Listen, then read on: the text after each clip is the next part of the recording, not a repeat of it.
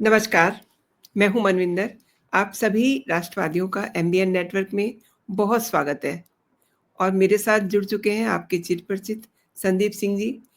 बहुत स्वागत है संदीप जी आपका शो में। नमस्कार मैम, आपके दर्शकों को भी नमस्कार। धन्यवाद आपने शो पर आमंत्रित किया। जी।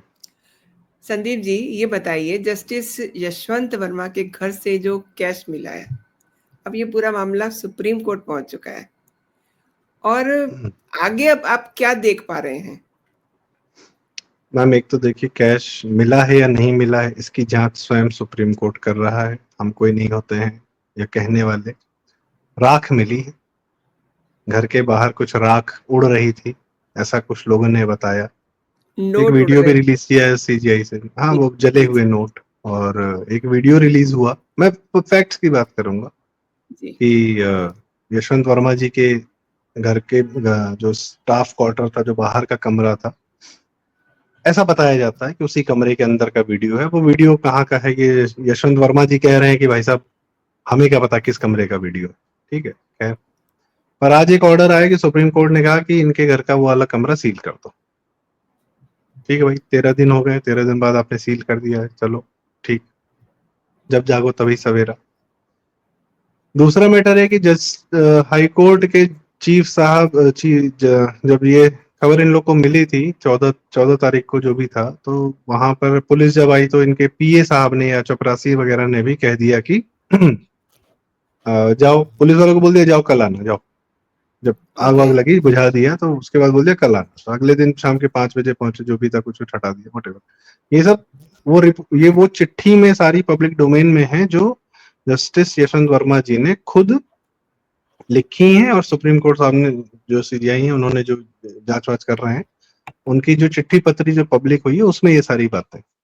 तो उनके भी पीए साहब आए सुप्रीम कोर्ट के कि चलो देखें। तो इनके पीए साहब और जस्टिस यशवंत वर्मा जी तीनों कमरे में गए और देखा कि बोला वहां कुछ नहीं है। उन्होंने बोला देखो साहब, कुछ नहीं, बस आग लगी थी, बस जो आग लगी थी वो धुआं है, वो ये कुछ नहीं। ठीक है। तो ये चल रहा है, ये खेल, ये नौटंकी चल रही है। ठीक है। ठीक है भाई, जी, सबको पता है, फिर भी नहीं पता है, लोग मजे ले रहे हैं। मेन बात ये है मैम, सर्कमस्टेंशियल एविडेंसेस के बारे में अगर बात करें, तो इनको तो ऑफ कोर्स वो पब्लिक डोमेन में है कि हाई कोर्ट ट्रांसफर हो गया, और फिर वहां के वकीलों ने लेने से मना कर दिया, त्रिशंकु हो गए हैं कि इधर से दिल्ली हाई कोर्ट से फेंक दिया गया, उधर से कोई कैच लेने वाला नहीं है। तो भाई साहब हवा में है फिलहाल। ठीक है। हम्म, तो कहाँ है पता नहीं, इनके सारे जुरिडिक्शनल जो इनके जो इनसे जितना रोस्टर था, जो इनके हम्म, जिम्मे जितने केसेस थे, वो वापस ले लिए गए दिल्ली हाई कोर्ट। ये सब इनके साथ कर दिया गया। ठीक है। मेन बात है मैम कि अगर स्टाफ क्वार्टर में, अगर हम एक बार मान लेते हैं जैसे कि स्टाफ जी, क्वार्टर में इतना पैसा था, तो घर में कितना पैसा था? इनका ये कहना है कि कोई पागल स्टाफ क्वार्टर में कोई पैसा रखता है? हाँ भाई, जाहिर सी बात है, स्टाफ क्वार्टर में तो वो रखा, वो क्या बोलते हैं, वो चिल्लर रखी जाएगी ना, जो बच जाएगा। जी, तो जी, घर जी, में कितना रहा होगा, अगर एक बार को हम ये सोचें। फिर हम देखते हैं कि भाई साहब ने जजमेंट क्या क्या दी है। एक इंफॉर्मेशन मुझे कुछ दिन पहले सतीश चंद्र मिश्रा सर है, हमारे बहुत बड़े सम्मानित जर्नलिस्ट हैं, उनके माध्यम से पता चला। 28 तारीख को ये पीसीएस जे, जो जुडिशियल सर्विसेज होती हैं, जो लोअर कोर्ट्स में जजेस अपॉइंट करती हैं, हायर कोर्ट में कोलेजियम चल रहा है, लोअर कोर्ट के लिए इन्होंने एक बाकायदा जुडिशियल सर्विसेज का पूरा एक क्या बोलते हैं, सिस्टम निकाल रखा है, जिसमें ऑफ कोर्स रिटन पेपर होते हैं, फिर इंटरव्यू होता है। तो ये भाई साहब बोर्ड के अध्यक्ष थे, इंटरव्यू बोर्ड के अध्यक्ष थे। इन्होंने 200-300 जजेस जो बन सकते हैं जजेस पीसीएसजे नेशनल वाइड या कहीं के भी, यूपी के कहीं के भी, उनका इन्होंने इंटरव्यू लिया है। तो इंटरव्यू में क्या चलता है आपको पता ही है। ठीक है। इंटरव्यू में नंबर ऊपर नीचे कैसे होते हैं, एक वो बात है। जो सबसे इंटरेस्टिंग बताता हूँ, एक उड़ती उड़ती खबर आई है। ठीक है। हमारे यहाँ फ्लिपकार्ट सब लोग बहुत यूज करते हैं, तो फ्लिपकार्ट शुरू में बंसल जी ने शुरू की, उनके मेजर स्टेक थे। फिर टाइगर ग्लोबल एक फर्म थी अमेरिका की, उन्होंने उसमें इन्वेस्ट किया, खूब पैसा इन्वेस्ट किया, फिर प्रॉफिट नहीं निकल रहा था, तो फिर टाइगर ग्लोबल ने उठा के वॉलमार्ट को बेच दिया। वॉलमार्ट भी अमेरिकन फर्म, सबने अपने स्टेक स्टेक बेच के छुट्टी पा ली। उसमें क्या हुआ कि एक कैपिटल गेन टैक्स होता है, और ये जज साहब का जो डोमेन है जो ज्यादातर है वो कॉर्पोरेट लॉ और टैक्सेशन। ठीक है। इनका जो मेजर डोमेन, तो ये उसमें ज्यादा दक्षता रखते हैं। तो वॉलमार्ट को ये कहा गया कि वॉलमार्ट ने खरीद लिया, तो टाइगर ग्लोबल ने जिस रेट पर, लेट्स से कि अगर जब फ्लिपकार्ट की खरीद की टाइगर ग्लोबल ने, उसमें स्टेक ओन किया, तो लेट्स से उस समय फ्लिपकार्ट की टोटल ओनरशिप या वैल्यूएशन रहेगी 100 रुपया, तो फ्लिपकार्ट ने 40-50 रुपया दे के अपना एक let's say what ever 50% stake ले लिया। बहुत हल्के शब्दों में ये बात बता रहा हूँ, आम मतलब एक कॉमन तरीके से, थोड़ा कॉम्प्लिकेटेड होता है but let's let's take it like this. फिर आई वॉलमार्ट, तब तक फ्लिपकार्ट की वैल्यूएशन हो गई 10,000 रुपए या लेट्स से 1,000 रुपए। तो जो फ्लिपकार्ट के 50% स्टेक रहे होंगे, सॉरी टाइगर ग्लोबल के, तो उसकी वैल्यू थी 500 रुपए। तो जो 50 रुपए लगाए थे, अब उसकी वैल्यू हो गई 500 रुपए। तो ये जो 450 रुपए का प्रॉफिट कमाया है टाइगर ग्लोबल ने, इस पे भारत में कैपिटल गेन टैक्स देना पड़ता है। ये सिर्फ स्टेक्स और शेयर्स पे नहीं है, ये मतलब जो छोटे छोटे लोग शेयर होल्डिंग करते हैं या अपने शेयर ट्रेडिंग करते हैं, उन पे भी लगता है। वो साल भर में जितना शेयर के प्रॉफिट से पैसा कमाते हैं, उस पर 10% टैक्स लगता है। प्रॉपर्टी पर भी लगता है कि कोई प्रॉपर्टी आपने सस्ते में खरीदी, महंगे में बेची, तो बीच का जो प्रॉफिट है उस पर भी एलटीसीजी टैक्स लगता है, long term capital gain tax बोलते हैं उसको। तो दिल्ली हाई कोर्ट ने, जज साहब ने अब इन्होंने दिया है कि किसने दिया है, क्योंकि मुझे किसी ने विश्वस्त सूत्र ने बताया कि यही जज साहब थे जिन्होंने ऑर्डर किया था अगस्त 2024 में, और कहीं नेट पे इसकी चर्चा नहीं है कि इन्हीं साहब ने दिया, या हाईकोर्ट के वहां से भी गायब है, ठीक है, कहीं नाम नहीं दिया जाता इनका। तो इन्होंने करीब टाइगर ग्लोबल पे 30,000 करोड़ का टैक्स बन रहा था, long term capital gain tax, what ever the amount, 30,000 crore का इन्होंने स्टे दिया था कि नहीं तुमको ये पैसा नहीं देना सरकार को, ठीक है। तो इन्होंने, जैसा हमने स्टे दे दिया कि नहीं तुमको नहीं देना। उसके बाद कहानी देखी, जनवरी में सुप्रीम कोर्ट ने इस ऑर्डर पे स्टे लगा दिया कि नहीं, दिल्ली हाई कोर्ट का ऑर्डर गलत है, इस पे हम स्टे लगाते हैं, कानूनी रूप से वैध नहीं है। आप सोचिए किसी को 30,000 करोड़ का प्रॉफिट करा दो तो कुछ तो पाए होगे ना, अगर इस प्रकार के केसेस आप हैंडल कर रहे हो। बाकी तो हेमंत सोरेन को बेल दे रखे हैं जी, केजरीवाल को बेल दे रखे हैं, सत्येंद्र जैन को बेल दे रखे हैं। ये जमानतें सस्ती तो होती नहीं है। एक क्या कहते हैं, कफील खान नाम का केस याद होगा, जब 2017 में एक बड़ा मैटर आया था, जब गोरखपुर में ऑक्सीजन की कमी के कारण जापानीज इंसेफेलाइटिस की बीमारी, वो एक अलग कहानी है कि योगी जी ने कैसे उस जापानीज इंसेफेलाइटिस का सफाया किया है। मैं तो गोरखपुर का रहने वालों में जानता हूँ, सैकड़ों हजारों बच्चे हर साल मरते थे अखिलेश यादव की सरकार तक, और योगी जी तड़प के रह गए कि एम्स बनवा दो, तुम लोग कुछ हेल्थ का फंड दे दो, देते नहीं थे ये सब। कैसे उन्होंने डेली डील किया है, और उनके आज की डेट में सिंगल डिजिट में आदमी नहीं मरता, अखिलेश के टाइम में सैकड़ों हजारों बच्चे मरते थे। जी। तो कफील खान वाला केस आया था, तो कफील खान पकड़ाए थे, तो फिर वो भी उसको जमानत दी थी। कफील खान की कहानी ये कि एक जो फिल्म आई थी ना उसकी, शाहरुख खान की, जवान आई थी, पठान जवान जो भी थी, जवान में शायद, हाँ दोनों आई थी। जवान में एक कहानी थी कि एक डॉक्टर, सान्या मल्होत्रा ने प्ले किया था, कि एक डॉक्टर को फंसा दिया गया था, उल्टा फंसा दिया गया था, वो तो बचा रही थी। उस पे कफील खान ने पूरी पोस्ट लिखी, थैंक यू शाहरुख खान, आपने जो मेरी कहानी को अपनी फिल्म में स्थान दिया। ये लेवल का नेक्सस और कनेक्शन है इन लोग का। उस कफील खान को इन भाई साहब ने बेल दी थी, जमानत दी थी, ठीक है। तो क्यों ना जले, मतलब पैसे क्यों सही ना जले। बात है। एक और बात है संदीप जी, जी बताएं। इसमें हम देखते हैं जो इनके महत्वपूर्ण फैसले हैं, नो उसमें इन्होंने क्या-क्या फैसले दिए। देखिए सेकंड नंबर पे दिल्ली शराब नीति मामला, उसमें इन्होंने क्या आदेश दिया कि शराब नीति घोटाले में अपनी जांच के संबंध में जारी आधिकारिक प्रेस विज्ञप्तियां, मीडिया के बयान सार्वजनिक करें।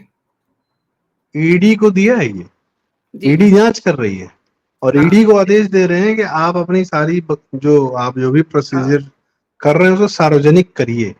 देखिए। भाई साहब तुम अपने घर सार्वजनिक कर दो भाई, पहले सबसे पहले ना, जो हुँ। कांड आपके यहाँ हुआ है उसको भी तो सार्वजनिक करो। Let the public enter your house and let's have a look, क्या चल रहा था अंदर। आप सोचिए कि एक कमरे से गायब करने में, या एविडेंस जो भी रहा होगा, let's say it was an evidence, let's say for debate sake, तो वो तो गायब हो गया। तो ये तो डिस्ट्रक्शन ऑफ एविडेंस का भी केस बनता है। जी। अच्छा, मैं कहता हूँ जज साहब का पैसा नहीं था, बिल्कुल नहीं था। तो भाई साहब, इस मामले में तो जज साहब ही विक्टिम है ना, कोई घर में रख के चला गया, सिक्योरिटी हाँ, ब्रीच हो गई आपके घर की, बिल्कुल। इसी बात की जांच करा लो। रवीश कुमार के, हाँ, रवीश कुमार जो रविश, जो बहुत विष जहर उगलते हैं, उनके शब्दों में कहा जा सकता है जांच कराने में क्या जाता है। आज रवीश कुमार इनकी जांच नहीं करवाना चाह रहे, आज एकदम तो शांत है। पूरा अभिषेक मनु सिंह भी इकोसिस्टम शांत है, कपिल सिब्बल इकोसिस्टम शांत पूरा है, शांत है, पूरा शांत है। इकोसिस्टम पूरा अच्छा शांत है। संदीप जी, इसमें आप 10 नंबर पे देखिए, ये हाँ, शामली अ, नॉन एग्जीक्यूटिव डायरेक्टर, है ना? शामली शुगर तो हमारी यूपी ये वाली है। इनका इनका इनका पुराना इतिहास बता रहे हैं हम कि ऑलरेडी इन पर कई सारे मामले चल रहे हैं और अब ये कह रहे मैम हैं कि इस, जी, जी जी जी, आप कहें। Please please carry on. नहीं नहीं, आप बताएं पहले, मैं फिर बताता हूँ जी। नहीं, मैं तो यही बता रही थी कि पहले भी सीबीआई की जांच में ये फंस चुके हैं। ये देखिए एफआईआर, इसमें नीचे सिग्नेचर भी है। जी। वही बताने जा रहा था मैम कि आपने अच्छा किया ये वाला पॉइंट रेज कर दिया, मैं ध्यान से हट गया था।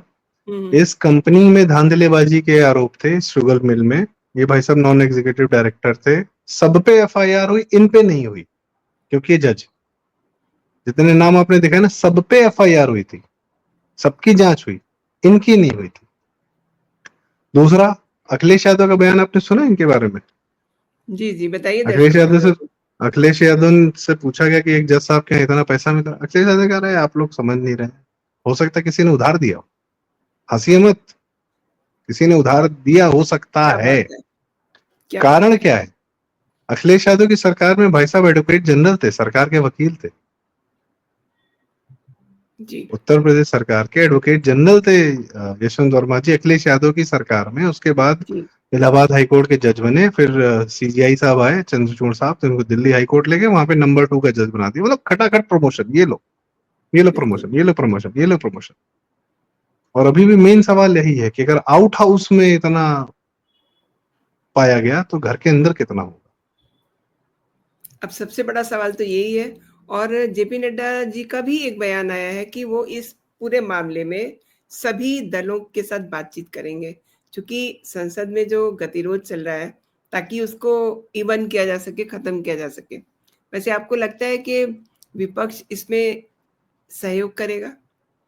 क्योंकि देखिए कितनी बड़ी बात है और सबके मुंह में दही जमा हुआ है। मैम देखिए, 2015 में ना एक मोदी जी पहली बार जो होता है ना कि आए थे तेजी से, वो कहना कि जुडिशरी सबसे पहले ठीक करूंगा, तो लेकर आए नेशनल जुडिशियल अकाउंटेबिलिटी, एनजेएसी करके जो लॉ था, कि जिसमें, नेशनल जुडिशियल अपॉइंटमेंट्स कमीशन, हाँ, एनजेएसी। जैसे यूपीएससी की आईएएस चुने जी जाते हैं जी। पूरी प्रक्रिया से, वैसे ही हाई कोर्ट के चीफ जस्टिस के या सुप्रीम कोर्ट के जजेस इसी प्रक्रिया से चुने जाएंगे। ठीक है, मेरिट वेरिट के आधार पे, मतलब वो नहीं हो रहा होगा जो आजकल चल रहा है कॉलेजियम की नौटंकी, जो कि तुम मेरा हाँ। भतीजा बना दो, मैं तुम्हारा। वैसे यशवंत वर्मा जी के पिताजी बहुत बड़े जज थे, इनके चाचा इलाहाबाद हाईकोर्ट के बहुत बड़े वकील थे। तो ये जो, और ये इनकी उम्र बहुत कम है, ये जितनी उम्र में, जितने कम उम्र में एडवोकेट जनरल, 44 साल की उम्र में एडवोकेट जनरल बन गए थे। दो मिनट, मतलब इन लोग का खैर कहानी अलग है कि जाते हैं सीधे ऑक्सफोर्ड और हार्वर्ड और बाहर का लॉ पढ़ के आते हैं। हाँ। लॉ तो हर कंट्री का स्पेसिफिक होता है ना। आप अमेरिका का लॉ पढ़ेंगे तो अमेरिका का लॉ पापुआ न्यू गिनी में थोड़ी चल रहा है, या ऑस्ट्रेलिया में थोड़ी चल रहा है, या ब्रिटेन का लॉ पढ़ेंगे तो ब्रिटेन के पर्सपेक्टिव में काम करेगा ना, फ्रांस में थोड़ी करेगा। ये लोग वहां से लॉ करके आते हैं और भारत में प्रैक्टिस करने लगते हैं, ये अलग कहानी है।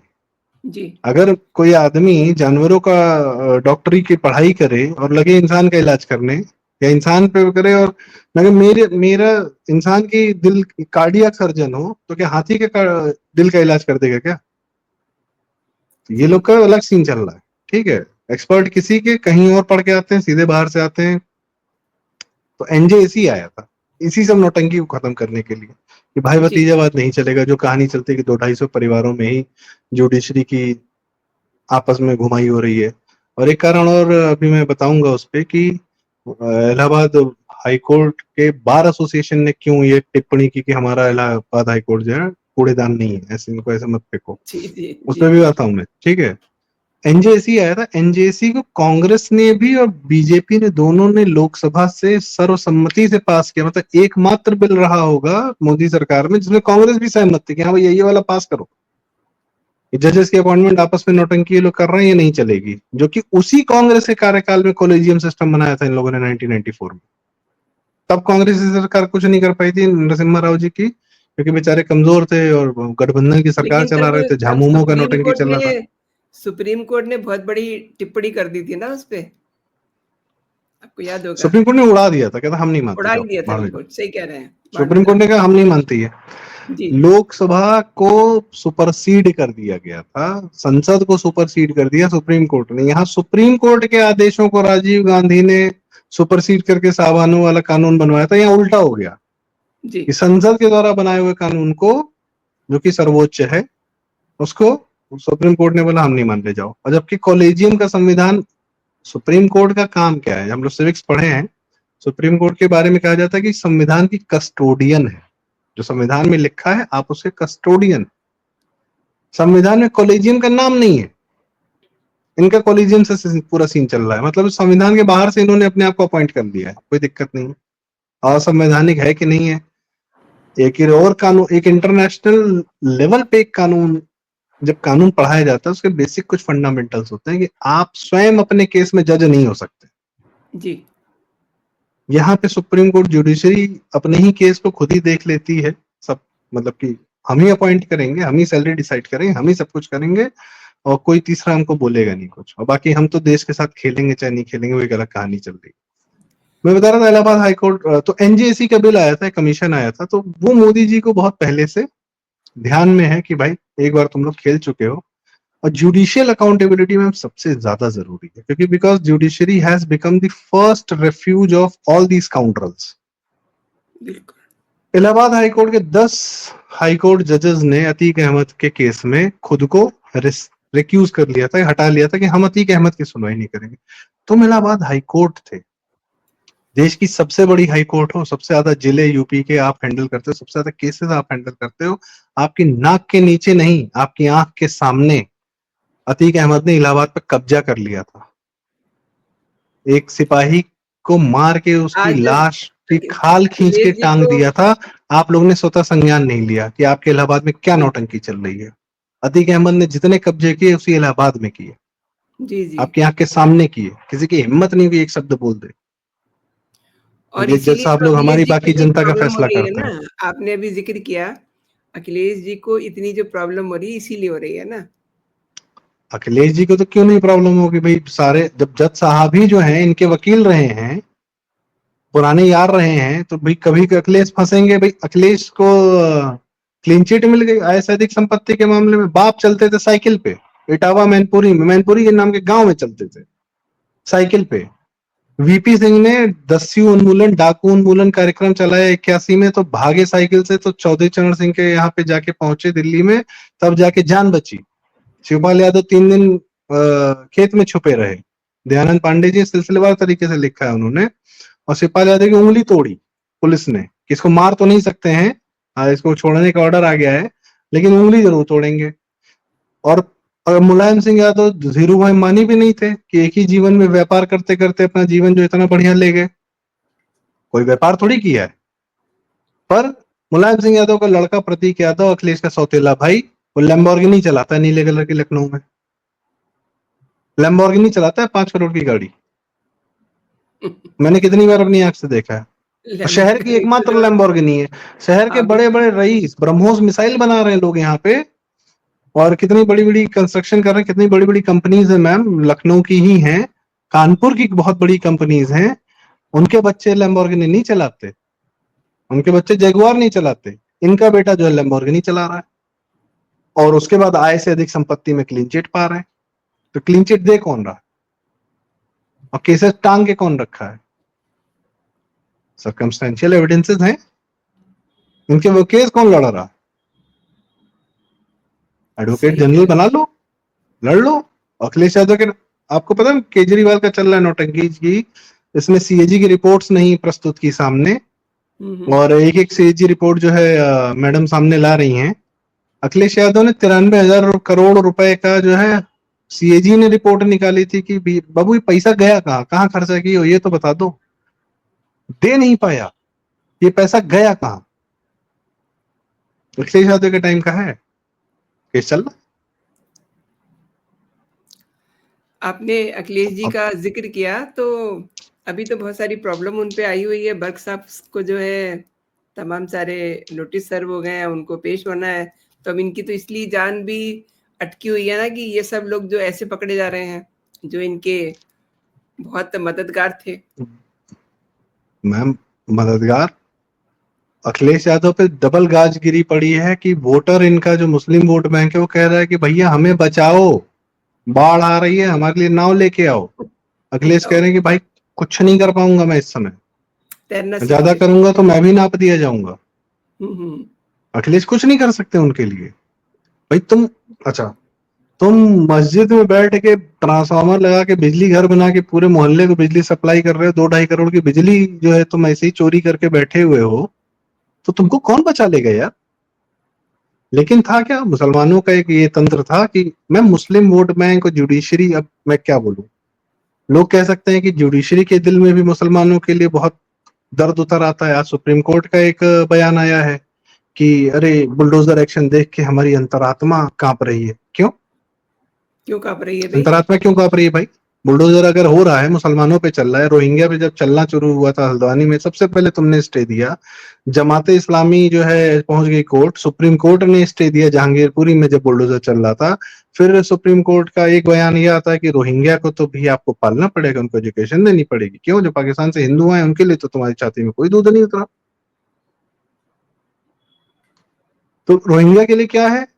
मुस्लिम वोट बैंक की सब सपोर्ट से अखिलेश यादव जैसे और बाकी मुलायम लालू जैसे करप्ट लोग सत्ता में आते हैं, और वो जो करप्ट माहौल बनाते हैं उसमें जुडिशरी को और ज्यादा मजा आता है, क्योंकि तुमने करप्शन कर रखा है, तुम्हारी पूंछ मेरे हाथ में, मैं भी दबाऊंगा। जितना तुम लूटोगे जनता से उतना उसका एक हिस्सा हमको ही पहुंचा के जाओगे।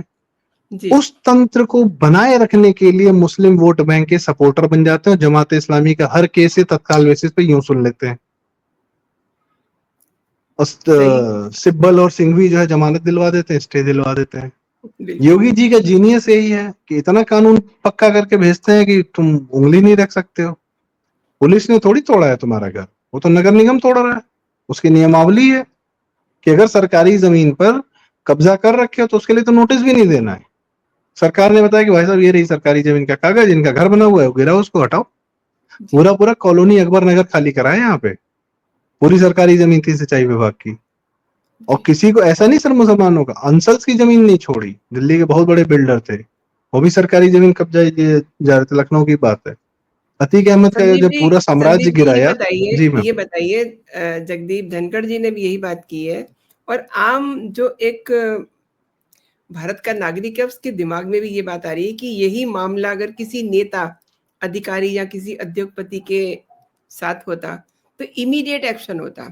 लेकिन देखिए कब होली हुई, कब इसकी बात पता चलती है। अगर हम डेट वाइज देखें, 4 दिन के बाद पुलिस बताती है। हालांकि अब पुलिस का कहना है कि हमने इमीडिएटली जो है इन्फॉर्म कर दिया था। अब जाकर के इस पे कोर्ट भी एक्टिव हुआ है। तो ये जो लेट लतीफी है जजेस के लिए, इस पे मैं आपसे टिप्पणी चाहूंगी। मैम जगदीप धनखड़ जी तो कह भी सकते हैं, इनका अधिकार उपराष्ट्रपति होने के नाते तो है, इनका अधिकार इसलिए भी है क्योंकि सुप्रीम कोर्ट के सीनियर वकील थे। जी। बहुत पुराने, बहुत मेजर केसेस में इनके बहुत बेहतरीन काम हुए हैं। जगदीप धनखड़ का अच्छा ट्रैक रिकॉर्ड है, बहुत कम बिल्कुल। लोग कायदे के लोग होते हैं। ठीक है। दूसरा दिक्कत क्या है कि आग तो उस दिन बुझा दी थी, लेकिन आंच अब लगनी शुरू हुई है इन लोगों को। ये जो जी पिछले जी 13 दिन से आपने और तमाम लोगों ने इसकी अलख जगाए रखी है, जो ये अग्नि जलाए रखी है चर्चाओं जी। के माध्यम से, जो वातावरण में गर्मी है, उसकी आंच जुडिशरी को अब लग रही। वरना तो मामला दब गया था। 14 तारीख को आपने बताया, पहली खबर तो 18 मार्च को छपी थी ना। 5 दिन तो किसी ने सांप, 4 दिन के बाद। सो के ठीक है, 5 दिन बाद, 4-5 दिन बाद पहली खबर छपी थी, उसके बाद आग लगी ना सबको, ये क्या हो गया? तो सुप्रीम कोर्ट अब ने आज ये भी 13 दिन पता बाद नहीं बोला कि कि उस कमरे को आग सील करो। लगी है, संदीप जी आग लगी है या लगाई गई है? अभी तो इसका भी तो कुछ पता जांच तो नहीं है। करने दो, ये सब घर में चीज़ें घुसने तो जाँच के दो, बाद आएँगी। जी, जी, घर में घुसने तो दो, जांच तो घर में करने दो, देखने तो दो कि वो जो राख है जी, वो किस कागज की जली हुई राख है, क्योंकि करेंसी के नोट्स भी कुछ स्पेशल नोट्स होते हैं ना, उसकी तो राख बता देगी कि मैं कागज का था या मैं नोट का था। जी, अब 13 दिन तक अगर आपने पूरी सफाई फॉरेंसिक्स ये वो सब टेस्टिंग कर ली है तो बात अलग है, वो एक अलग कहानी हो सकती है, पर पॉइंट इज की इट इज अ, देखिए मैम, इट्स नाउ और नेवर। हम चर्चा क्यों कर रहे हैं? जी, बिकॉज इट इज नाउ और नेवर। ये आपको पता है मैम, भारत जो बिजनेस ने ईज ऑफ डूइंग बिजनेस की रैंकिंग में लगातार छलांग मारा, उसमें बहुत सारे पैरामीटर्स होते हैं, infrastructure, electricity, network, GST, of course taxation system, money का ट्रांजैक्शन। उसमें एक क्राइटेरिया और होता है, कॉन्ट्रैक्ट्स, जुडिशियल सिस्टम, कॉन्ट्रैक्ट्स। हमारी एक होता है ना कि हम 5 सब्जेक्ट में 4 में तो बहुत अच्छे नंबर है हमारे, एक में इतना कमजोर नंबर है कि पूरा परसेंटेज डाउन हो जाता है। जुडिशियल कॉन्ट्रैक्ट्स में, ईज ऑफ डूइंग बिजनेस में आपके सबसे कम नंबर। आपके यहाँ कॉन्ट्रैक्ट नाम की कोई चीज नहीं, कोई पालन नहीं, कुछ नहीं है, भाड़ में जाओ। जुडिशियल सिस्टम ऐसा है कि अगर आप बहुत बड़े रईस नहीं है तो आपको न्याय तो क्या, आपको न्याय का दरवाजा देखने को नहीं मिलेगा। सुप्रीम कोर्ट को नहीं पता है, हाई कोर्ट के, दिल्ली हाई कोर्ट, इनका सिस्टम क्या है, ये सीनियर वकील को ही देख के बात करते हैं। कोई नया और वकील फिर आ कह रहे जाएगा थे या ना कोई जो ये प्रैक्टिस कर रहा हो जो 2-3 साल, उसको आदेश है, सुनते नहीं है ये। बिल्कुल सही कह रहे हैं, ये जो आदेश है, ये जो नोटिस मैं आपको दिखा रही हूँ, प्रेस रिलीज़ है ये, इसमें साफ-साफ कहा हुआ है कि ये कुछ दिन के लिए जो है इनको काम से मुक्त रखा जाएगा। तो क्यों? कुछ तो समझ पेड में आई लीव है, होगी ना बात? पेड लीव है। कई बार कहा जाता है जी, ना, अच्छा यार जी, तुमने कुछ दिक्कत कर दी है, तुम चलो, तुम्हारे ऑफिस में किसी झगड़ा हो गया, चलो यार तुम कुछ दिन ना पेड लीव लो, जाओ यार, मामला शांत करो, हुँ, ठंडा करो। ये सब मामला काम ज़रा होता है ठंडा हो ठंडा जाए। करने के लिए जी, ठंडा करने के लिए। भाई हमें कह रहे हैं कि ये पुलिस अगर वहां पहुंची थी, आप एक छोटा सा सवाल का और मतलब मैं जवाब चाहूंगा कोई दे दे अगर मुझे, कि अगर वहां लाश मिलती किसी की, जली हुई लाश, जी। नोट न मिलते, जली हुई लाश मिलती, तब भी क्या एफआईआर नहीं होती या पुलिस जांच नहीं करती? तब भी सुप्रीम कोर्ट ही जांच करता क्या? तब भी जज साहब पे एफआईआर नहीं होती? मैं कह रहा हूँ जज साहब पे मत एफआईआर करो, जज साहब पे एफआईआर करने के अपने प्रोसेस है। अज्ञात लोगों पे एफआईआर होती है कि नहीं होती है? जज साहब के घर में यदि लाश मिली, यदि, तो किस पे एफआईआर होगी ये बता दो, या एब्सॉल्व हो जाएगा कि अरे भैया लाश थी, कोई बात नहीं, ठीक है, ठीक, इट्स ओके। तो वो जो जले हुए नोट है वो भी तो लाश हैं, वो भी तो किसी की जान मार के ही वहां पहुंचे हैं। और दूसरी बात ये है ना, देखिए, भारतीय करेंसी जली है ना, ये भी बहुत बड़ा अपराध है। उतना कैश होना अपराध है, वो तो इलीगल है उतना ही है, कैश वो तो प्राइमा उतना फेसी कैश बन गया।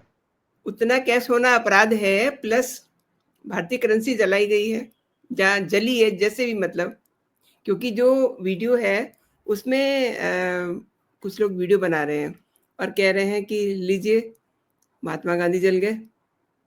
अब जितने मुँह उतनी बातें होती है ना। अब देखिए, हम बात कर रहे हैं, मतलब अपने देश में जुडिशरी के खिलाफ बोलने का रिवाज नहीं है, लेकिन अब ये जो चीज़ें चल रही हैं, सोशल मीडिया पे देखिए, तमाम चर्चाएँ हो रही, तमाम तरह की चर्चाएँ हो रही हैं, जो इससे मैम एक पहले शायद आपने मुसलमान जज कभी। था, जी, एक मुसलमान जज था, अमित शाह का केस देखता था, जज लोया के केस में या पता नहीं किसके केस में, नहीं वो सोहराबुद्दीन मारा गया था, उसके केस में 3 महीना तड़ी पार कर दिया था और अमित शाह को गुजरात में घुसने से मना कर दिया था, 1.5 साल वो फिर दिल्ली आके रहे थे। और जो भी केस था, उसकी बेटी के इनकम टैक्स में 2 साल में करोड़ों का फर्क आया था, उसकी बेटी के इनकम टैक्स में। बेटी एनजीओ चलाती थी। 1+1 2, नहीं तो 1-1 0, जी, नहीं तो आए बाएं साए बकना है तो कुछ भी कर लो भाई, 1+1 10। ये कहानियां थी, ये चल रहा था उस समय। जी।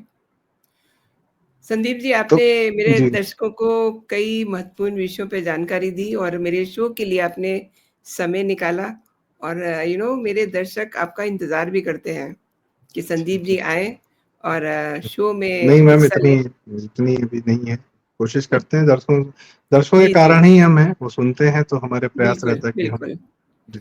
तो बहुत-बहुत आपका धन्यवाद। नमस्कार, जय हिंद, जय नमस्कार। भारत। जय हिंद, जय भारत।